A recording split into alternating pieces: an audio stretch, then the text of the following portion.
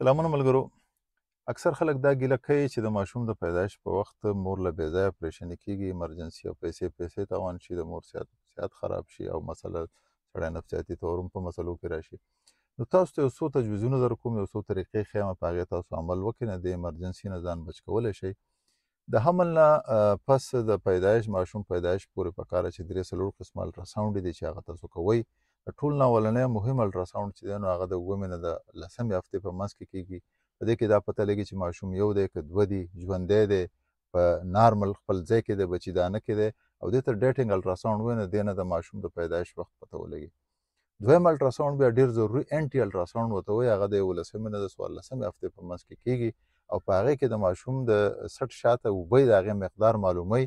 او دا ډېر ضروري په دې چې ځکه چې دغه مقدار زیات وي نو دغه ماشوم ته جنیاتي بیماري یا خصوصا ډاون سنډروم چې دی هغه ورته کیدی شي، نو د هغې نه د بچ کېدو دپاره.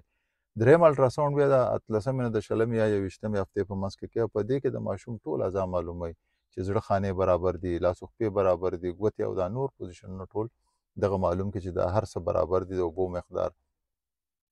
بیا کله چې مور ته فرض کې دا دغه شک چې یاره ماشوم حرکت نه کوي یا څه نور څه مسله ده، نو بیا د 13 او 22 هفتې په منځ کې بیا یو بل الټراساونډ دی کولی شي او په دې کې چې دی نو دا معلوم شي چې یاره ماشوم حرکت چې دی نو هغه برابر دی، اوبه برابر دي، او خصوصا ګروث په دې کې ګوري چې د ماشوم ګروث چې کم دی یا د ماشوم غټېدل چې کم دي هغه د دې هفتو سره یا د وخت سره برابر دی او که نه دی، دا څیزونه په هغې کې پته ولګي.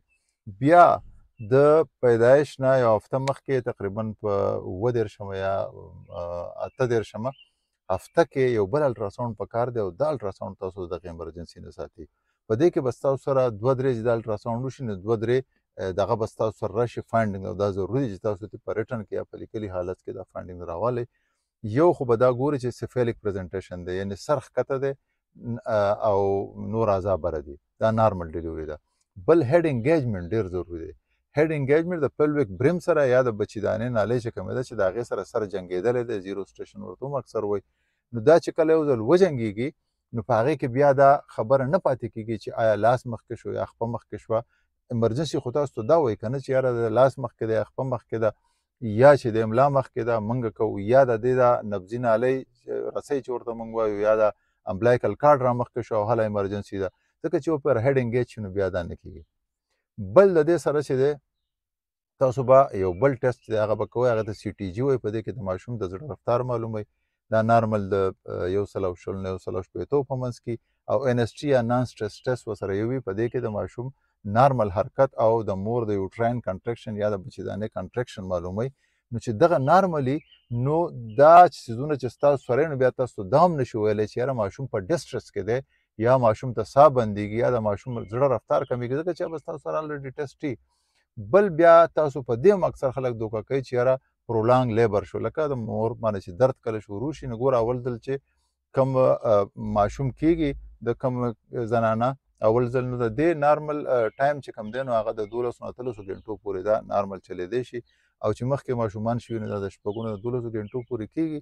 نو یو خو دغه نارمل کنټرکشن نو په دې کې لکه بیا ضرورت نشته چې تاسو باندې ټینشن یا ایمرجنسي راولي چې یاره دا چل کېږي. ښه که فرض کې داسې سچویشن وي هم نو په کار ده چې لکه ګوره په دې کې د امور وګرځئ، د دې نه علاوه ریلیکسینګ ټیکنیکس یې دې سره هغه ورسره وکړي، فلویډ یا ډریپ ورته ولګئ، اکسیټوسین انجکشن ورته کولی شي، که نه نور مختلف طریقې دي.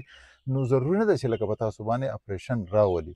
نو دې خبرو ته ډېر زیات خیال ساتئ، او چې دا څیزونه ستاسو سره یي نو 1% امکان هم نشته چې تاسو څوک ناڅاپي ووایي چې هله پیسې پیدا کړئ ایمرجنسي ده او تاسو له اپریشن کوو.